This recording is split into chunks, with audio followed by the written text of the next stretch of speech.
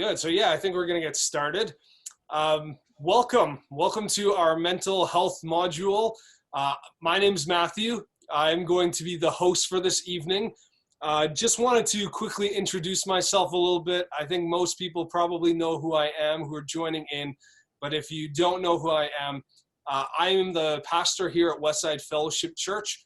My family and I moved here about a year and a half, almost getting to 2 years now, into this community. We love Westside. It is the best side, as everyone says. And so it is great to be here. We have 4 kids who are all in school, which has been a very interesting time, especially with this pandemic and everything going on.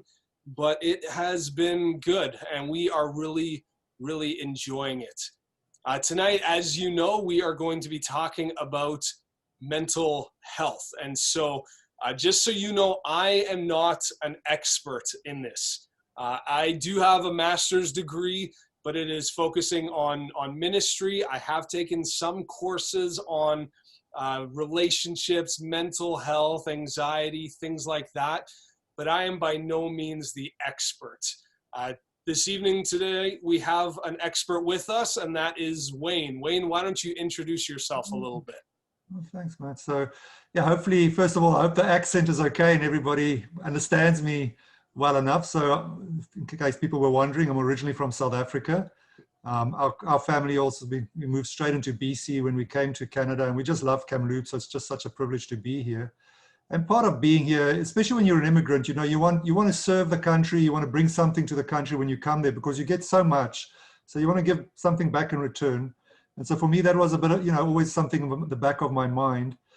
And mental health is such a big part of, the world we live in now. And it's, with COVID coming now and just the way it looks like that, that I really felt, called and that I could contribute to Canada in this way as well and help people.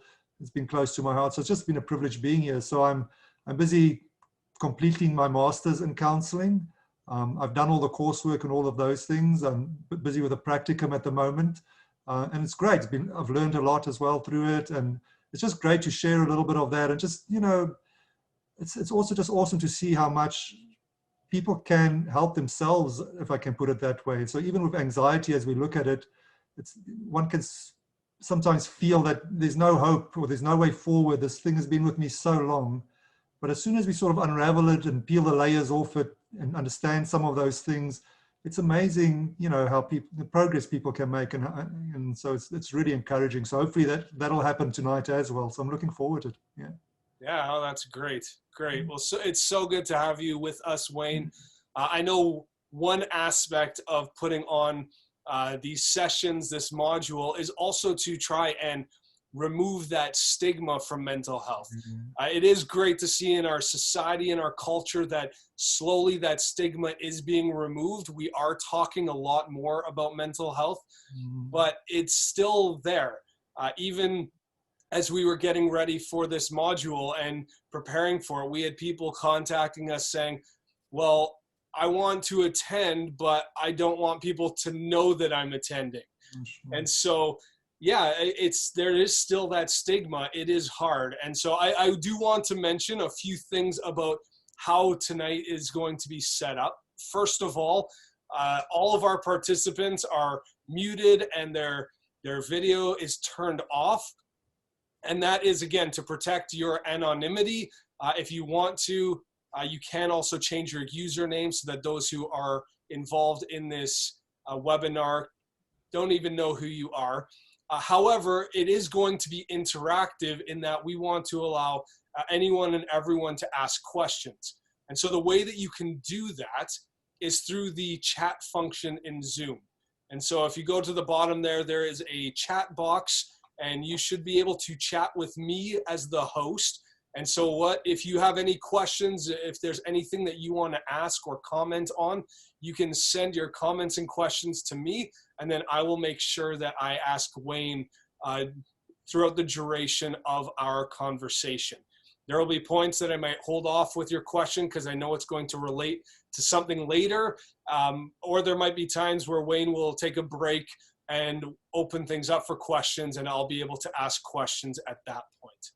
I do want to say for myself personally, I know mental health is a hard thing. I have family members, friends who have wrestled with anxiety, depression, all kinds of different things. I do also want to say that for me personally, I have gone to a professional counselor. I've met with a professional counselor at different times and seasons in my life, and I think it is extremely valuable, extremely helpful to have someone that you can sound things off of, to know that somebody is willing to listen to you, who cares for you, and who wants to help you work through what you're going through. Again, there's such a stigma still with mental health, with going and seeing a counselor. So we want to do our best to help start that conversation. I know for some people, they've been in the conversation for a while, but for others, they have yet to broach the topic. And so if this can help you start that conversation, help you begin to open up with your family, your friends, trusted counselor, that is our hope for you. And of course, maybe you yourself don't struggle with mental health. Maybe you're here to figure out ways that you can support other people. That's awesome. And we are so glad that you're here with us as well. I think I have covered most of the details. I do want to mention one other thing. We are recording this conversation, but again, anyone who's participating, you won't be seen, you won't be heard. I'll be the one who's asking your questions to Wayne, so you will remain anonymous and everything will remain confidential. But we are recording this conversation so that we can share it with others, and hopefully they can benefit from it as well. We do know some people wanted to be a part of this tonight and will be joining us hopefully next week, but they couldn't be here for this first session. And so this allows us to make sure that they are able to join in. Yeah, well, I think that covers everything. So with that, I'm going to turn things over to Wayne. I know he has some slides, and so he's going to share his screen with us as we begin to talk about this very big topic of anxiety. Take it, Wayne.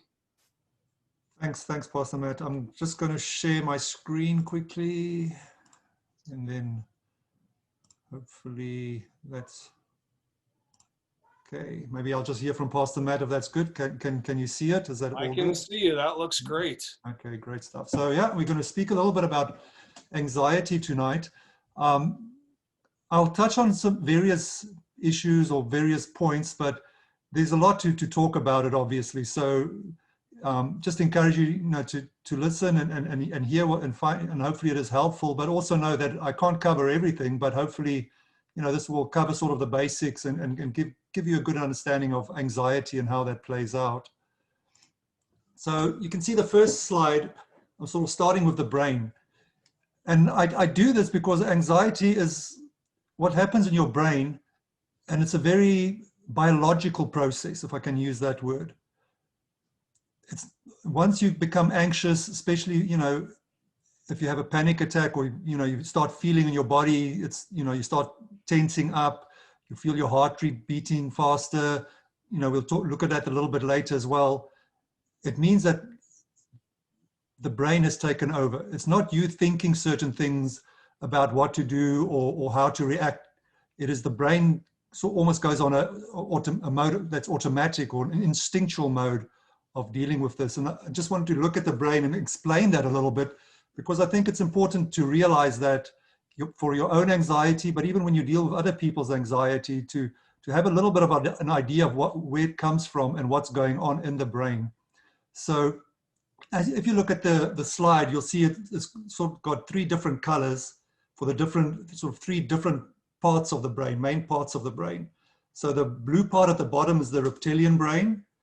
The mammalian brain is in the middle there, the orange, and then the sort of reddish orange color is the neocortex, and that is the thinking brain. The mammal brain will be sort of more your emotional brain. That's where the emotions reside. And then the reptilian brain at the bottom, that's the instinctual part of your brain. And anxiety, once you become anxious, or where that takes place is in the reptilian part of the brain, that blue part of the brain.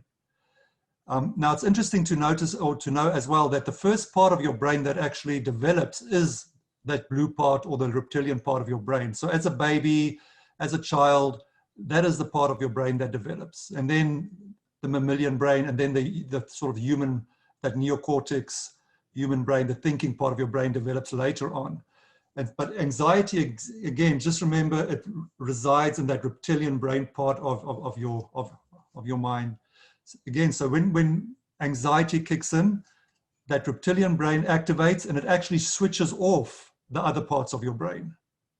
Now that is also important to remember, because if you are anxious, or very anxious, you'll realize that sometimes it can feel irrational in a way, that you're just reacting to what is happening, or you feel like you're not in control of things. It sort of just runs with you. And there's a reason for that, because it's, as I said, it's that instinctual part of the brain. And the reason for that is because that part of the brain is there to keep you safe. So if we think about, you're out in the wild and a lion runs at you, you're not going to think about, oh, I wonder what color the mane of the lion is, or I wonder how big his teeth are. And maybe if his teeth aren't so big, I'll be okay. No, what happens is immediately that reptilian part of your brain, or the amygdala, if you want to, that's a more technical term of it, kicks in and it shuts down the other parts of your brain, because your brain wants you to react. The brain wants to keep you safe. So it just wants you to react immediately. And so because that kicks in, it shuts down the other parts so that you are ready to either fight or flee. I'm sure many of you have heard that as well, the sort of the fight or flee response. So that if you're in danger, you can either sort of fight, stand your ground and try and fight it out, or if it's a lion, you're going to look for a tree, run away and try and get up the tree. But again, as soon as that reptilian part of your brain kicks in, the amygdala, it prepares you for that. So if your heart starts beating faster, so that you can run faster. If you start getting sweaty, it's because the brain is pushing oxygen into your muscles, more and more into your muscles again, so that you can run faster or fight better. If you become hypersensitive, again, it's part of protecting you so that you can look around and be aware of things. So it's a completely natural thing from that perspective. So anxiety is there to help you, it's to protect you. But hopefully you can understand a little bit about what that looks like, that it shuts down the other parts of the brain in order to keep you safe. So anxiety itself is not our enemy. It's there to help. So I'll move on to the next slide. Again, just to really emphasize that there is normal anxiety. We all are anxious. So even as I'm sitting here, I'm experiencing some anxiety because I wanted to give a good presentation. I wanted to be helpful to those of you who are listening. And that's normal, because that helps me to concentrate, that helps me to stay on task. It's helpful. But if my anxiety became so much that I stop breathing, or I can't concentrate, then it becomes a problem. Then it's not helping me anymore. So all of us have normal anxiety. There's some examples there, worry about things that happen at work, maybe relationships, being self-conscious in certain circumstances. That's normal. Nerves or jitterness, if you have to write an exam or, give a presentation or something like that, what we are doing tonight as well, that's normal anxiety. A threatening object. So if you see a lion and feel anxious, that's fine. That's normal. Wanting to feel confident that you're healthy, that's an important one as well, because especially with COVID now, we want to be healthy. So if we're experiencing some anxiety about that's healthy, because it keeps us safe. Again, that's the part of the brain's purpose, is to keep us safe.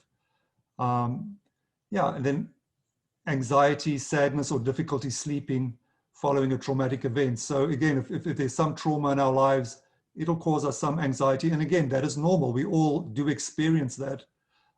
But on the other hand, anxiety can get out of control, if I can put it that way. So it can almost become too much. And once that happens, it's not helpful. It will hinder or impede us in the things that we do. So just again, a couple of examples there. It can lead to avoidance of people, sort of being scared of being with people because you're afraid of what they might say. And then you don't go outside, or you don't want to mix with people. Then anxiety isn't helpful. Panic attacks, or just not able to switch off, constantly thinking about the future, worried about it. It's not, again, that's not helpful. Yeah, performing uncontrollable, repetitive actions. Again, you're trying to be safe, so you sort of do certain things all the time because you're anxious. So you're trying to check things. You want to control the situation, but it doesn't help the anxiety. In many cases, that'll make it even worse. And again, it's not helpful. So even though it's trying to keep you safe, the anxiety isn't doing that because there's too much of it. It's uncontrolled. Yeah, nightmares, flashbacks, emotional numbing of traumatic events. Again, ways of trying to deal with the anxiety that can make it worse, and then it becomes, difficult. It becomes something that stops us from functioning properly. So again, you've got the healthy side of anxiety, we need it, but on the other hand, it can go out of balance. And so we'll talk a little bit about that as well tonight and look at what that looks like. But again, I just want to emphasize that anxiety is normal. We all have anxiety. And Wayne, let me cut in here for a second. I know you mentioned that anxiety, when that reptilian brain kicks in, it shuts down the other parts of the brain. Yeah. But yet the normal anxiety still seems to allow some kind of function. Would that be accurate? So that, is it kind of as the levels of anxiety increase in that reptilian brain, the levels of function in those other areas of the brain decrease kind of in relation to each other? No, exactly. You're quite right there. And often that can be linked to sort of how you develop as a child. I'm sure you've heard of people, saying, oh, a child is resilient, or, use that kind of terminology. So again, because your growth starts with the reptilian part and then it develops. So if you're, as a child, for example, is flooded with a lot of anxiety or trauma or something, it causes the development to be stunted or to develop in a not a healthy way. And that, therefore, that when something happens, you can't think about things, you can't look at your emotions. But if we can, normal development is exactly like that. The other parts will develop to such an extent that when you get anxious, the other parts will kick in and they will do what they are supposed to do, and it will be fine. So, like you say, you'll still have that anxiety, but it won't dominate your brain, if I can put it that way. You will still be using your thinking part. You will still be using the emotional parts of your brain, and with normal anxiety. Right. But as a child, some of those things are formed in our very early years. Exactly. And I'm glad you mentioned that, Pastor Matt, because sometimes we just see these things through an adult's eyes, and we don't know what has happened in a person's childhood or teens as they grew up. And then it's a biological thing that has affected them from that perspective. It's not a choice that they made. They didn't make a choice for the trauma that they experienced. They didn't make a choice, of how they grew up, or, some of the other things that we'll look at a little bit. It's exactly as you say. It's sort of the situation of how they grew up and developed, and that has an impact. Unfortunately, one would wish that it wasn't, but it does. Yeah. Okay. Thank you. Go ahead. Keep going. Yeah. This is good. Okay, so causes of anxiety. So a little bit about the question you asked. So it sort of slots in nicely with that. So the risk factors of anxiety. So some people are more susceptible to anxiety than others. They've done research in this. They do brain scans and they look at these things, and you can almost think of it sort of as a watermark, maybe, to think that some people, their unhealthy levels of anxiety will kick in at a lower level than others. And this can be purely genetics. It's not a choice that you make, it's genetics. Genetics can sort of predispose you to being a little bit more anxious than other people.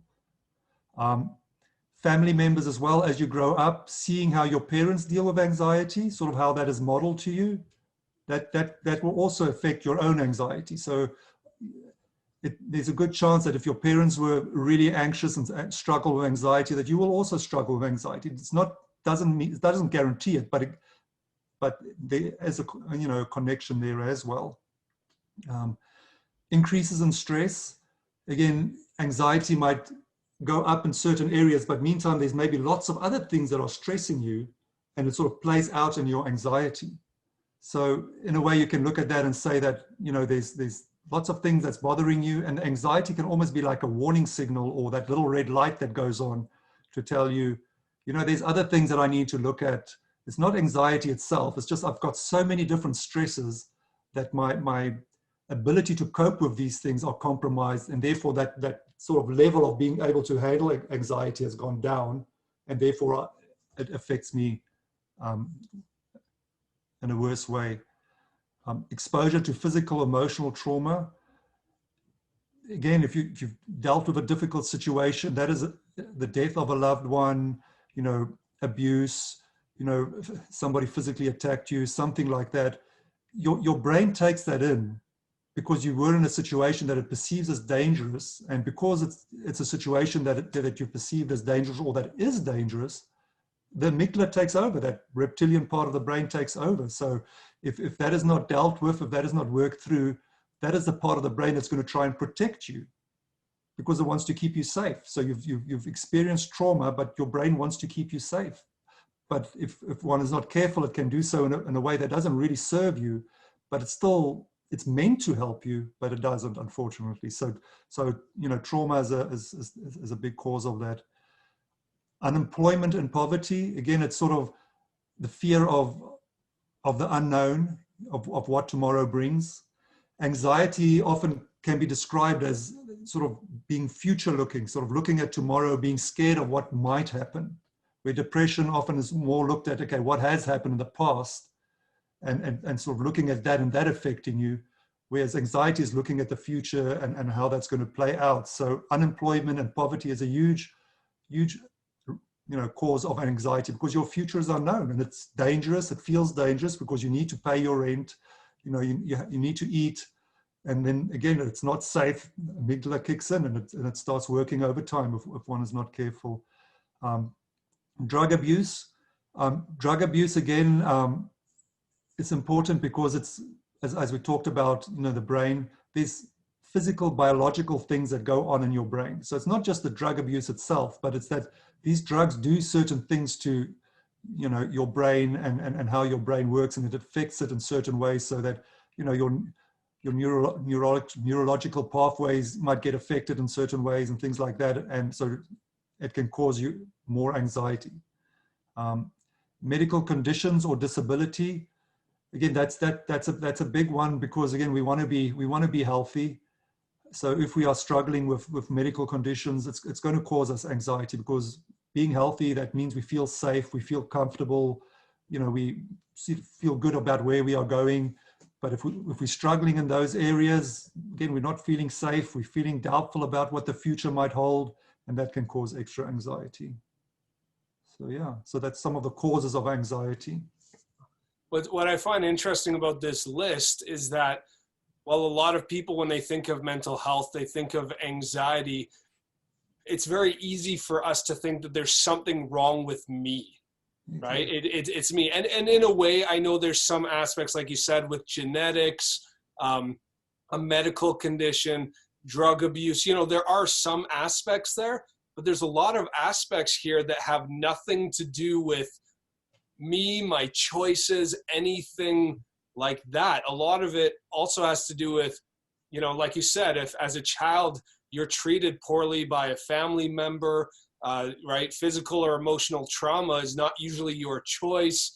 Unemployment, I mean, people, even with this pandemic, have lost their jobs. And so a lot of anxiety is not even dependent on us and the choices that we make.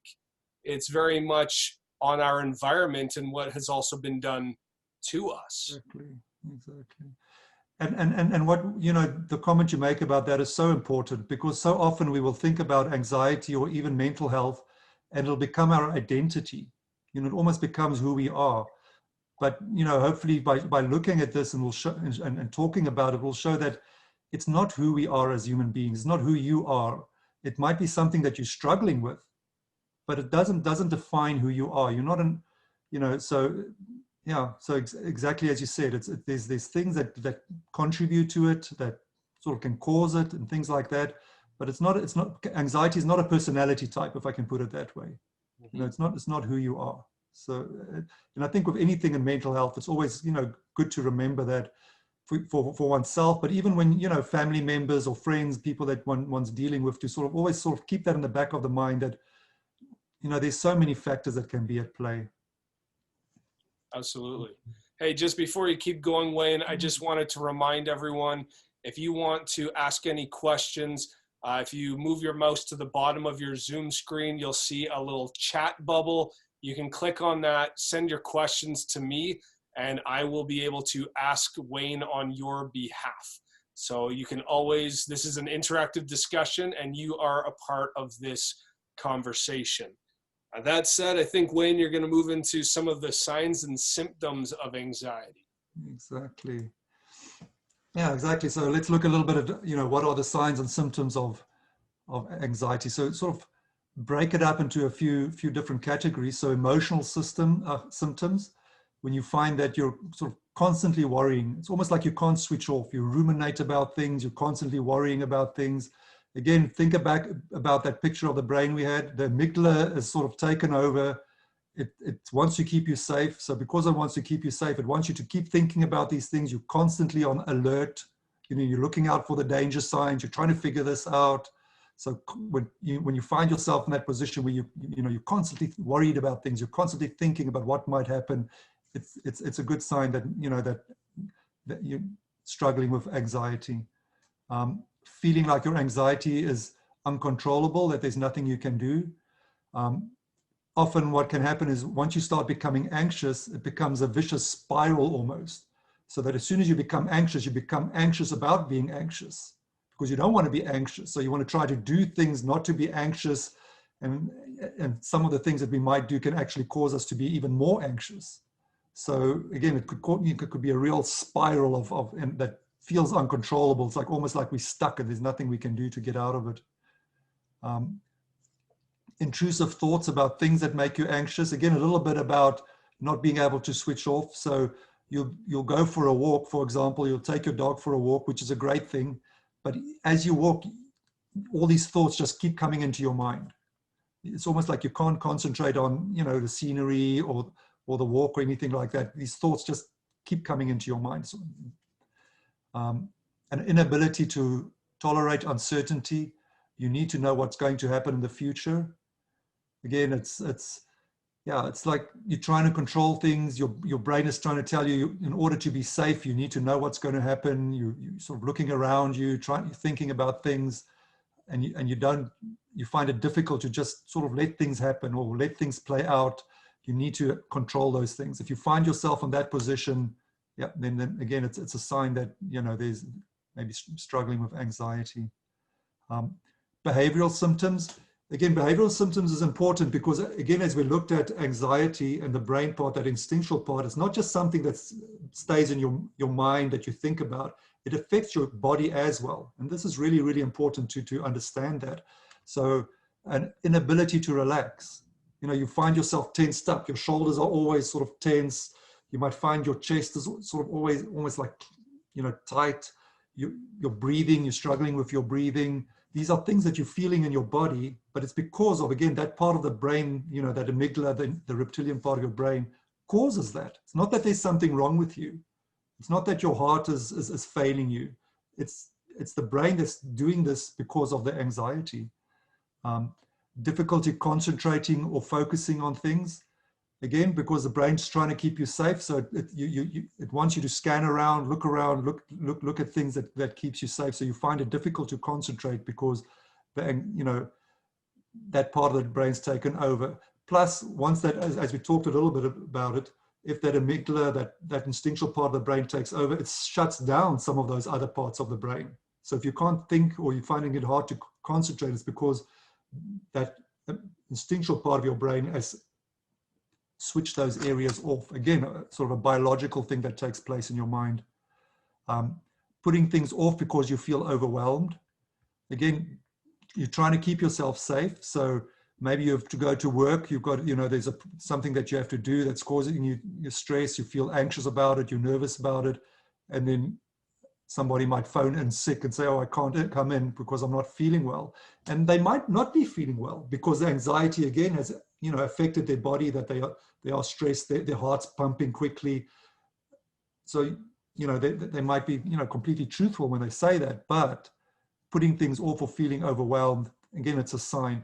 And unfortunately, when one can put things off, or one can sort of try and avoid certain situations, but in the long run, it might give some relief in the short term, but in the long run, it is not helpful. It actually leads to extra anxiety, because now all of a sudden it can become a way of trying to deal with things where you say, well, I don't want to be in that situation. So if you struggle with people, with relationships, I'm not going to go to a party, or I'm not going to go meet with friends. I'm not going to belong to my club anymore. You start pulling out of more and more things. And the more you do that, the more your anxiety will actually rise and get worse.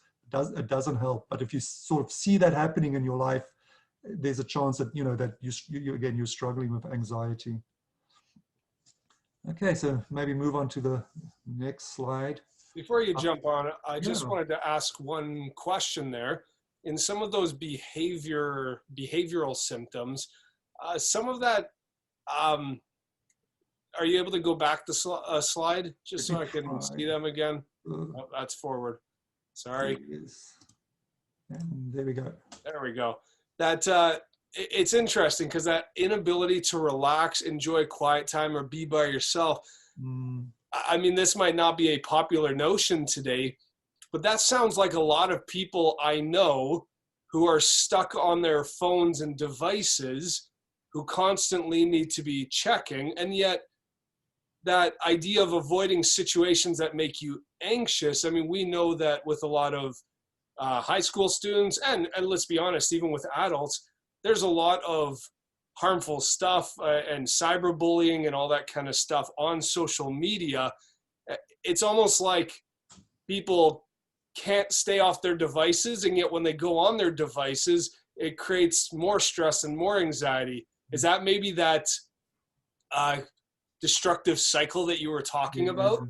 Yeah, sort of a vicious cycle of trying to check to see whether you're okay or not, looking on social media maybe to make sure that that person is still friendly to, with friends with me, that my self-image is still okay. So it's constantly checking, as you say, COVID again, constantly trying to see, okay, what's happening next? Where are things going? But on the other hand, as you say, not going out to talk to people, or being, affected negatively, and then it sort of forms a spiral, and that almost just goes round and round and round, and anxiety, if anything, actually gets worse with time. It doesn't get better at all. Yeah. Right. Oh, thanks. Okay. Physical symptoms, we sort of touch on a few of these. Feeling tense, having muscle tightness or body aches, having trouble falling asleep. That's so important. And in so many parts of mental health as well. Getting good sleep is really, really important. And if you're struggling with sleep, that's definitely something worthwhile talking to somebody about, or trying to look at it, because it's almost like it's the foundation of everything else. If we get good sleep, our brains are rested, we are able to deal with things. It just makes such a difference. Feeling edgy, restless, or jumpy. If you think about, maybe as an example, if there's a loud noise that goes off and you get a huge fright, if you sort of find yourself to be that person, it could be the anxiety, it could be other things as well, but it could be a sign of anxiety, again, because your brain has put you sort of in that high alert status that to look out for danger. That's why you're sort of feeling edgy or jumpy. Stomach problems, nausea, diarrhea, there's various sort of physical symptoms that comes in. And maybe it's worth noticing here that there's different kinds of anxiety. So there's sort of generalized anxiety, there's social anxiety, there's phobias, but there's also what's called a health anxiety. So when a person starts feeling like, that their stomach, for example, is not feeling good, that there's a problem there, it's caused by the anxiety, first of all. But now they start feeling, oh gosh, there's something wrong with my stomach. And they'll maybe, a person might start touching their stomach and checking their stomach more and more, because there's something wrong with my stomach, and going to the doctor, asking the doctor, and they do tests, but they find that there's nothing wrong. And then now a person really gets worried, because, there's something wrong with me, but they can't find it. And hopefully you can sort of hear how it's spiraling, and how sort of the one domino sort of falls and the next domino goes down. And the person will get more and more anxious. And the more they check, and the more they sort of go to the doctor to try and find out what is this physical problem with me, the more anxious they become because they're not feeling safe. They're feeling like they can't find out what's wrong with me. Maybe I'm am I going to die? What's going to happen? And that frustration and anxiousness will really, really ramp up. But unfortunately, it's at times, because there are times when there is something wrong, but it could have been caused by the anxiety itself in the first place. And now sort of again, that's where the anxiety causes more anxiety, and then that spiral goes on, and that's called health anxiety. So I just wanted to mention that as well. So when we look at sort of that physical symptoms of anxiety, it's important to realize how that plays out and what that can do to a person who's struggling with anxiety. Okay. And Wayne, I was going to ask you, is there a link or connection between loneliness and anxiety? There definitely will be. I think because as human beings, we are social creatures, if we want to call it that. So we want other people to communicate to others. We want to feel accepted. We want to, be in relationships. And if we're not, then it definitely can, or definitely makes us feel less safe. So, and as soon as we're not feeling safe or not secure or not happy about what's going on around us, then that amygdala part of the brain kicks in and the anxiety will rise because of it. And I think that's also why, as I said a little bit earlier, if you're feeling anxious and you start withdrawing from people, your anxiety will rise. Again, because it's a biological thing that goes on in our brains, that we need other people. We need interaction. We need human comfort. We need acceptance. We need those things. There's nothing wrong with that, and we need it. So if we don't get it, it definitely has an effect on our anxiety levels. So for someone who's maybe caught in that vicious cycle of feeling lonely and yet anxious about reaching out and possibly being rejected, and so then remaining alone, which then increases the loneliness, how do you break that cycle? No, exactly. We'll talk about that a little bit later. So, but just maybe just touch on that briefly. But yeah, you've got to understand what the anxiety is. That's why it's good to speak to somebody. Talk, maybe read about it. Understand a little bit more about the anxiety, how the brain works, and then to understand that how you can sort of get stuck into certain patterns of behavior that makes this really, really difficult. And then understand that there's certain techniques that we can use that starts to break these patterns of behavior and that can affect our brains in certain ways. And it's interesting, as you mentioned, that maybe just talk about that a little bit. So our brains are plastic, if that's sort of how they call it. So as we grow up, our neurological pathways form and different parts of the brain, connects to the others. But that is forever changing and growing. It doesn't grow up to a certain stage and then you're stuck with what you have. So you don't get to say 21 years old and now my brain is developed and well, this is what it's going to be. So with anxiety actually influences how those pathways are formed.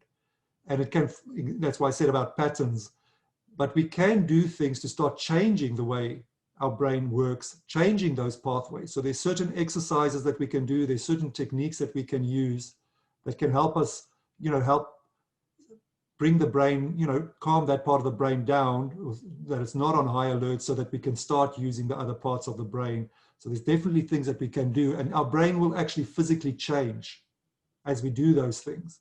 And for me, that's such a great message of hope to say that you are not stuck with what you have. You can change it. And we'll look about that in a little bit longer. But I'm glad you asked, because I think it's, as I said, it's just so helpful to know that our brains, you're not just stuck with what you have. Mm-hmm. We can do something about it. That's great. Yeah. Okay.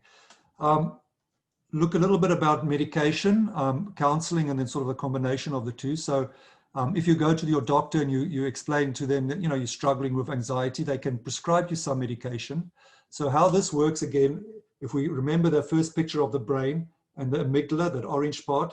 So what the medication will do, it will actually help lower the activity of that part of your brain, if I can put it like that, so that it sort of brings it out of a state of sort of high alert to a more normal levels of functioning. And as it does that, then your thinking part of the brain can start taking over and your emotional part of the brain can start taking over. So medication can become, it's a sort of a physical way of triggering certain things in your brain, certain receptors and pathways and things like that, so that it calms down, and the medication therefore will help. And that's why a doctor might sort of prescribe certain doses, because every person is unique. So they might start on a light dose and they might push it up, because they're trying to get to a place where it helps to bring the amygdala down, not to be an alert, to calm down so that the other parts of your brain can work. Of course, with medication, there can be complications to that, but it does work. So it does help with anxiety. Counseling is the same thing. So counseling, when you see a counselor, you can talk through things. They can identify, okay, what are the causes of your anxiety? You can look at certain techniques. And as you work through these things, as you work through your anxiety, it helps that part of your brain again to calm down, because you're sort of understanding now, okay, I'm not in danger. Okay, if I do this, it sends a message to the brain to calm down. So that will do it as well. And then if a combination of medication and counseling. So if you're really struggling with anxiety and it's really debilitating, a combination of the two actually works the best. So the research has sort of shown that medication, how it helps, and counseling is sort of 50-50. They sort of have the same level of success rates if you look at the two. I would say though that with counseling, the longevity, or how long it lasts longer than medication, because it's teaching you new skills, it's teaching you new ways to look at things. So it helps you to sort of bring down your anxiety, but it also gives you the life skills to deal with future anxiety, whereas the medication isn't necessarily going to do that. But if you do a combination of medication and counseling, the outcomes for that is the best. It's probably be around 60% if the others are 50%. I'm just using it as a percentage just to show you that it does help if you do both, but the others are effective as well. So I think in that sometimes we need that medication to help us calm down enough that the counseling can actually, that we're willing to hear the counseling and actually accept it and begin to make those changes. Exactly. I'm so glad you mentioned that, especially with trauma. If you've experienced a traumatic experience, your brain is not going to quiet down. You're going to sit with a counselor and you're not going to hear the counselor, because again, that part of your brain has switched those parts off. So as you said, then the medication goes directly to that part of your brain, and it calms it down so that you can, now you can listen, now you can hear, now you can sort of be part of the conversation. Whereas if the amygdala is just going all the time, it's almost like you're not even part of the conversation. You can maybe hear what a person says, but it's not really touching ground, because it's the amygdala, that part of the anxiety is just firing away, and you can't be there. So it's exactly as you said. So again, with medication, definitely has its place, and it can definitely help you address, issues of anxiety. Yeah. Thanks. Okay. Countering anxiety. So maybe look at a little bit of the things, as you said, what can we do? Again, these things, you'll find a lot of these are good things to do generally for mental health. So it's not just anxiety, but in general as well. So exercise is good. If you do exercise, it releases certain, endomorphins. Oh gosh, the word doesn't roll off my mouth now. But there's certain things in your body that sort of released when you exercise. Very good for you. So for anxiety, exercising is good. Eating a balanced diet, again, it's important. Eat healthy. It's not necessarily about losing weight or anything like that. If we eat healthy, it helps our mental health. And maybe I'll just throw in there sort of, they've done research on these things as well. And I think the one that they looked at, the best diet is the Mediterranean diet. So I don't know if there's anybody from the Mediterranean or has sort of maybe roots in the Mediterranean area, sort of Greece and there, that's been shown to be the most healthy diet from a mental health perspective, not just from being healthy, but just from a mental health perspective.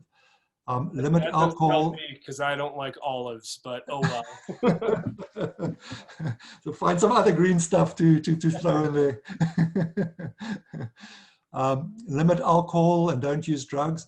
Again, alcohol and drugs fire certain things in your brain, which makes you susceptible to anxiety and can trigger anxiety. So it's always good to keep that in mind.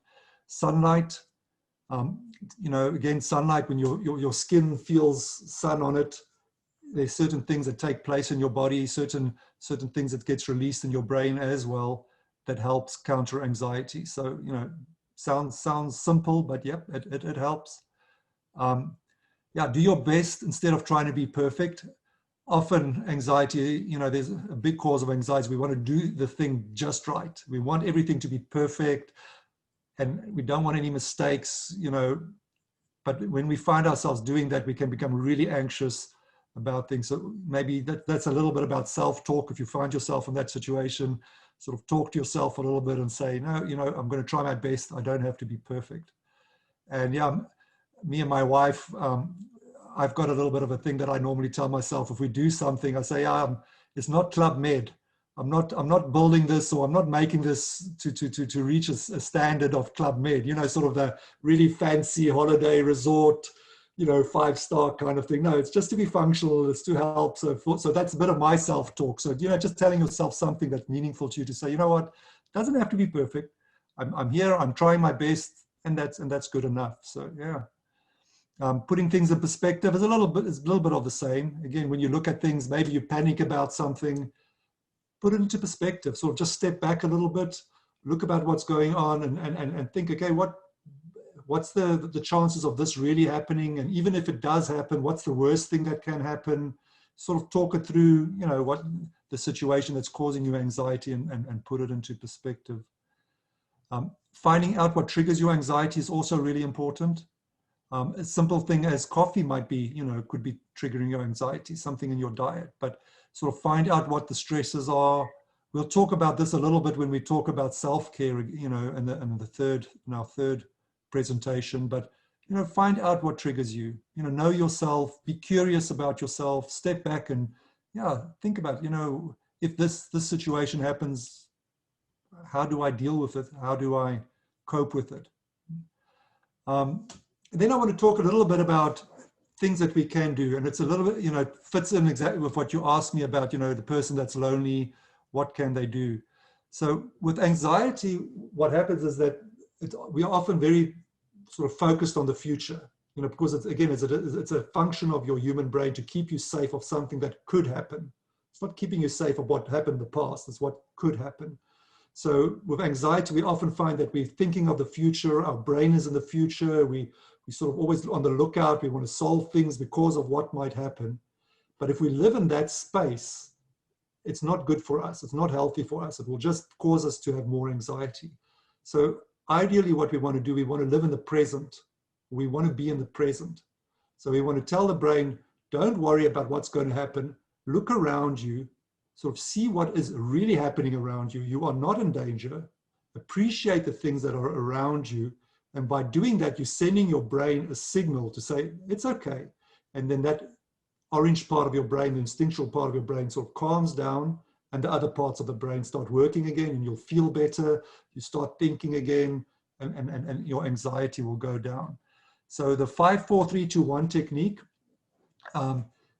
basically, it's using your senses. So sometimes it's difficult to remember, okay, which one was 5, which one was 4, but it doesn't matter because it's really just about using your senses. So if you take the dog for a walk, look around and see if there's 5 things that you can see.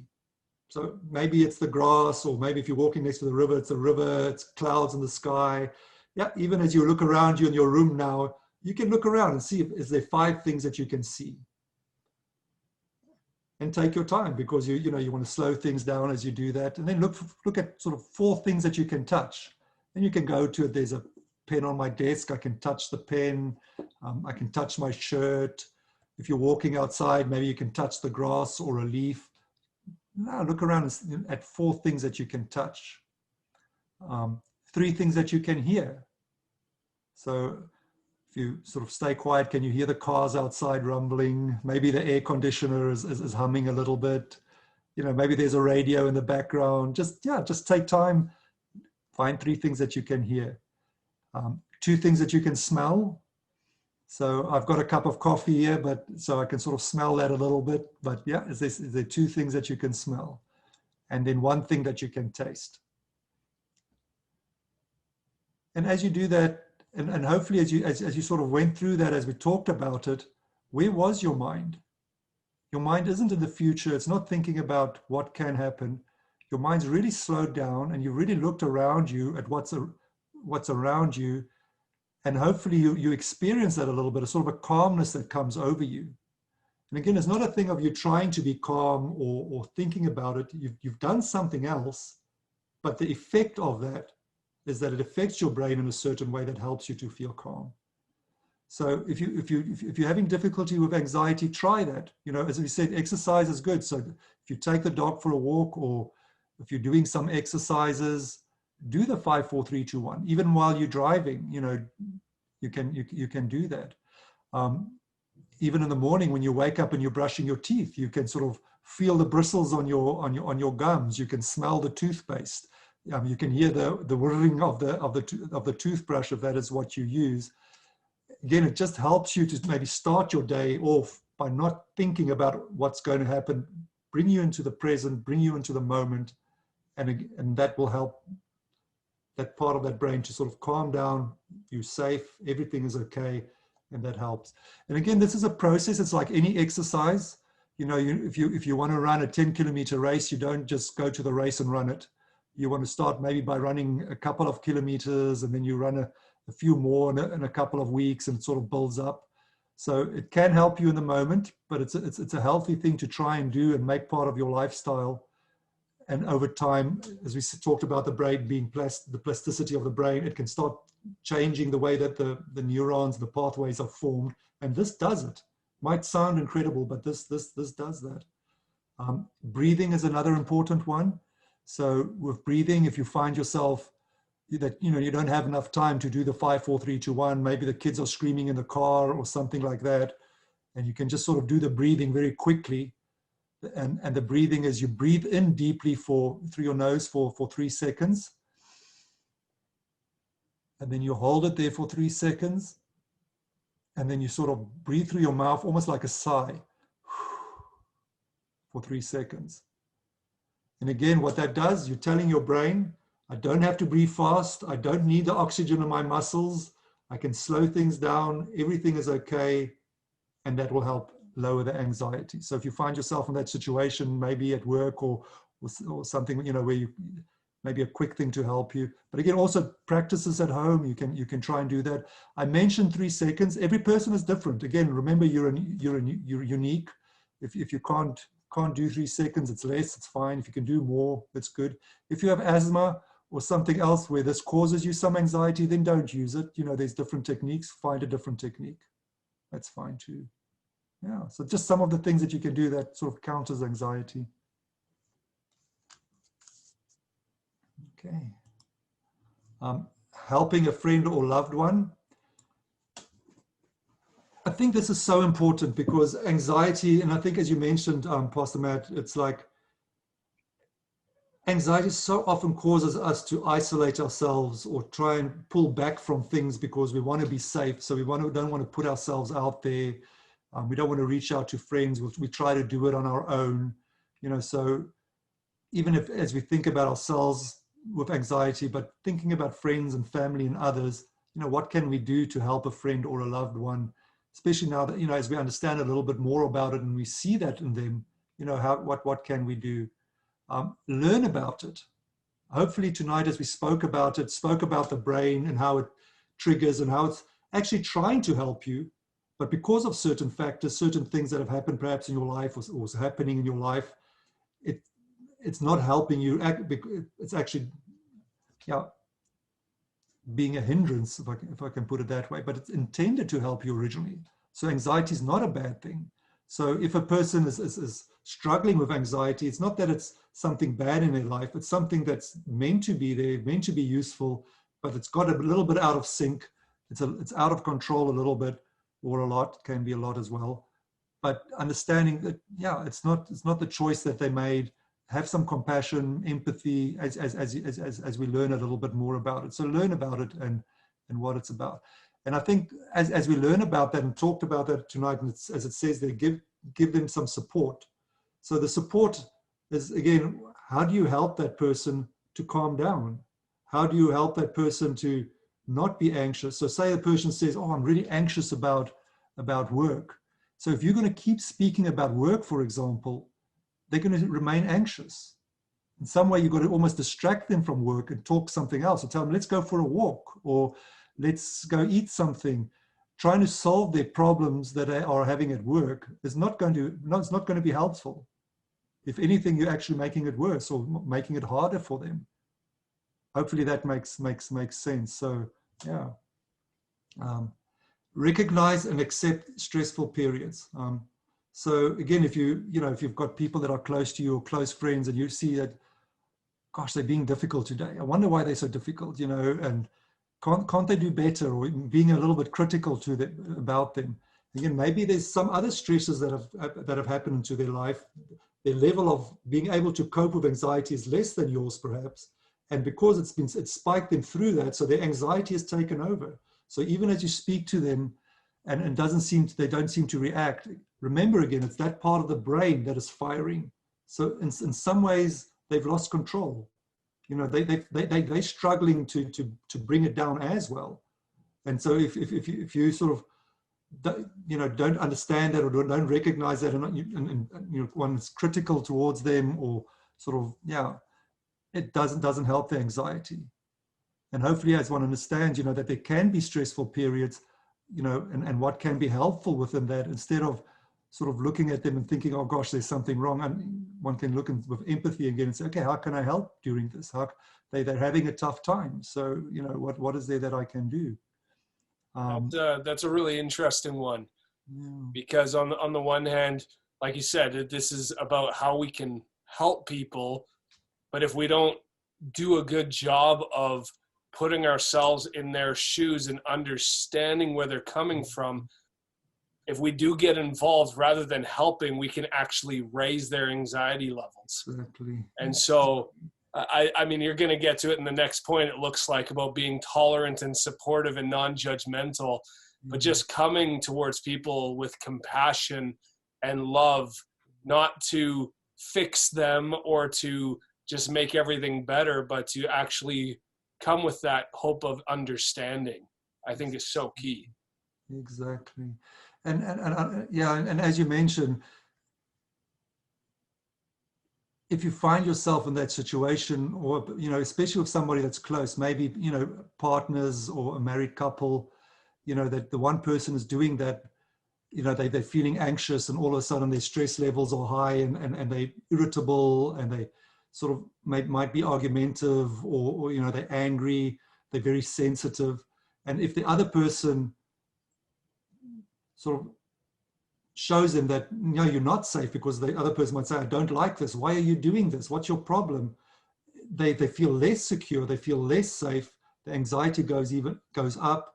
And then that doesn't just affect the person, it starts affecting relationships as well, because it's not a choice that person who has the anxiety, they just don't feel safe because of other things. And so if a partner or a husband or a wife makes them feel unsafe as well, it just, again, it's that spiral. It just spirals and spirals and gets worse and worse and worse and worse. So, yeah, so exactly as you said, it's good to, to keep that in mind, have some empathy and understanding of what's going on, and how our, interactions with a person who's struggling with anxiety can help or actually contribute to make it worse.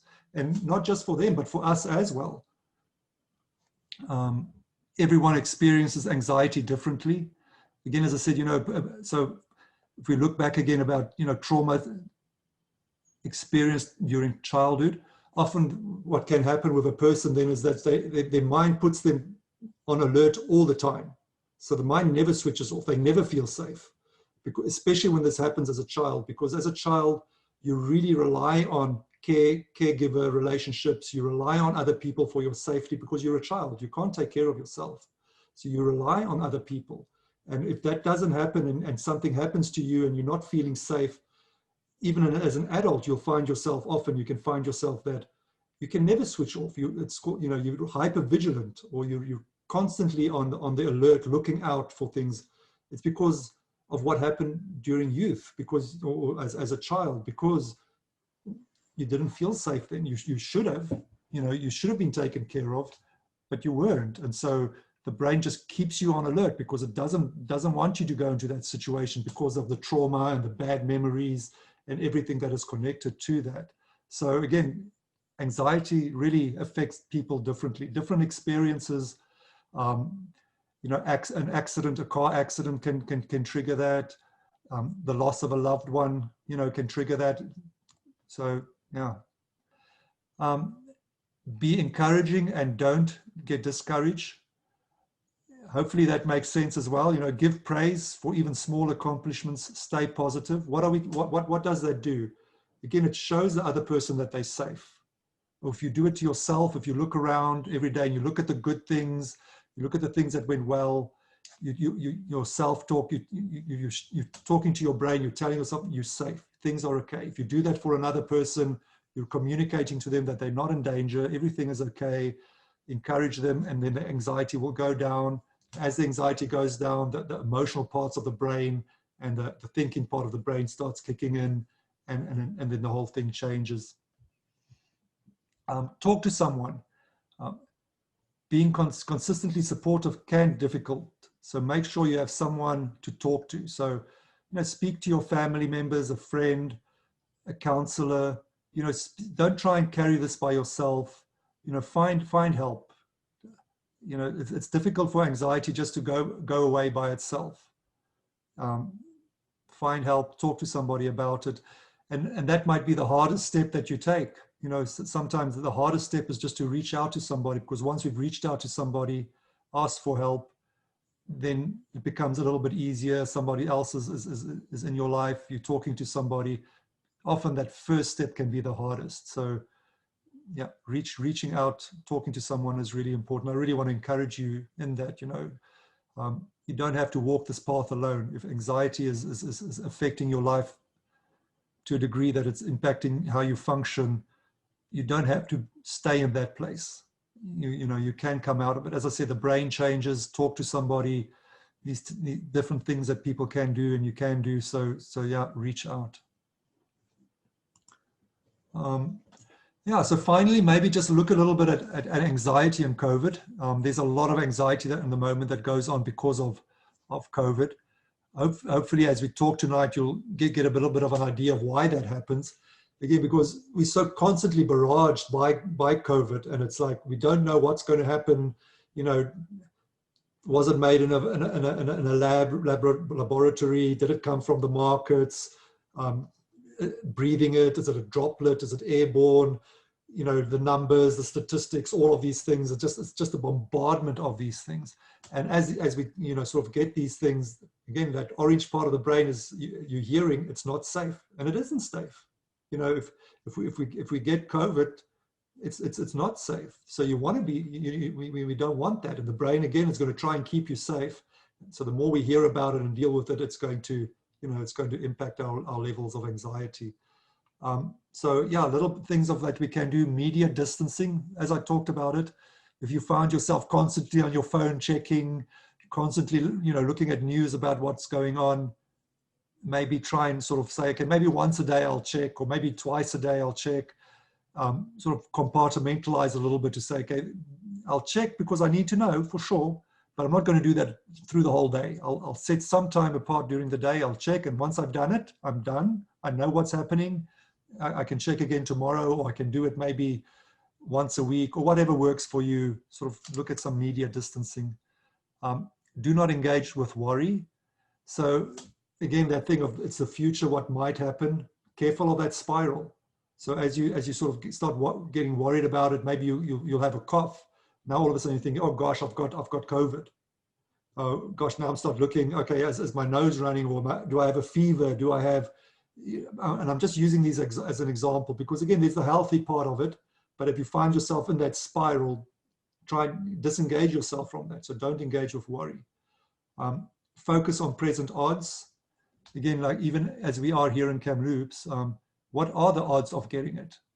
It's possible, but we haven't had that many cases. So, if you think about, what's the realistic chances of you getting it or not, just work that through for yourself. It's not for me to answer that or anything like that, but think about that. Do not react to physical symptoms. Again, a little bit of what I said earlier. So if you sort of wake up with a sore throat, it's not about immediately going for a COVID test or thinking, oh gosh, I've got COVID. It could be something else. So again, just sort of talk it through with yourself, think about what's going on. Focus on being productive and new ways of enjoying life. This is so important because all of our lives have been impacted by COVID. Going to the supermarket, wearing masks, bubbles that we had to sort of deal with, all of these things have impacted it. So don't just see it as something that has been taken away from you. Also look at it as an opportunity to find new ways to do things, different ways to do things. So it's not just as a negative, but that there can be a positive about it.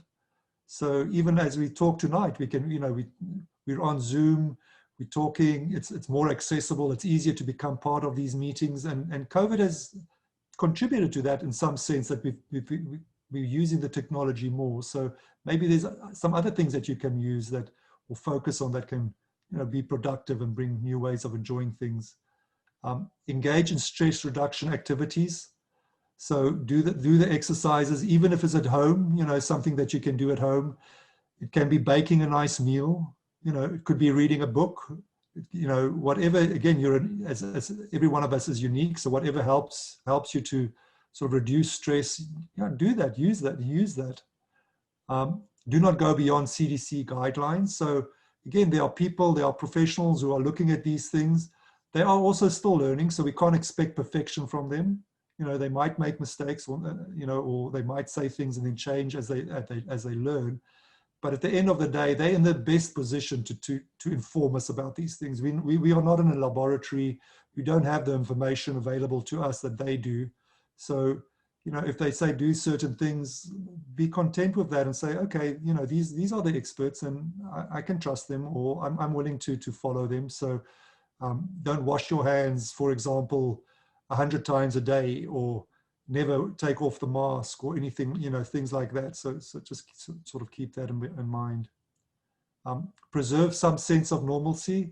So if you can't see friends, phone them, or text them, or, things like that. Even for your kids, if your kids aren't able to reach out to family or friends of theirs, maybe there's different ways to help them to sort of just regain that contact or still make that contact. So try and keep things as normal as you can. Be kind to yourself and others and have faith. This is an interesting one because I think, we walk in the store and some of us might say, we need to wear masks, and that's fine. And we'll look at others and go, gosh, why are they wearing masks? Or we might think, it's okay. It's not as bad. We don't wear the mask. And then we go into the stores and we see people wearing masks. And we think, oh gosh, they're so overreacting. It's not, and sort of it's a natural, it can be a natural human tendency to go there. But again, sort of be kind to yourself, but be kind to others as well. So if you're not feeling comfortable and you want to wear a mask, then wear it. That's okay. Be kind to yourself, but also be kind to others. So let's sort of walk a little bit in their shoes as well and understand, who knows, maybe they can't wear the mask, or who knows what's going on. So be kind to others as well.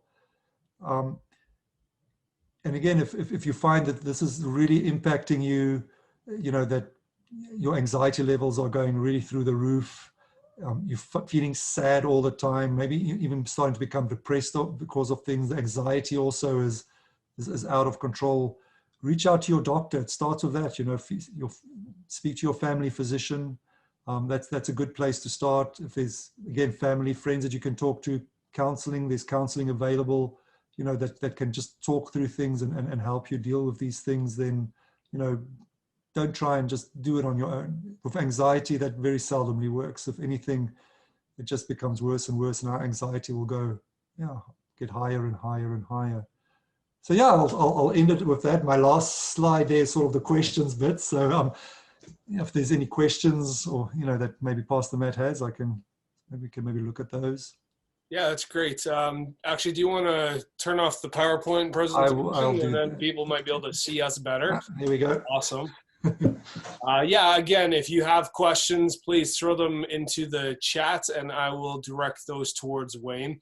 I do find that last one about COVID and anxiety interesting. I know at the very beginning of this whole pandemic, I was watching the live updates every day and sometimes watching stuff about COVID 3, 4, 5, 6 hours.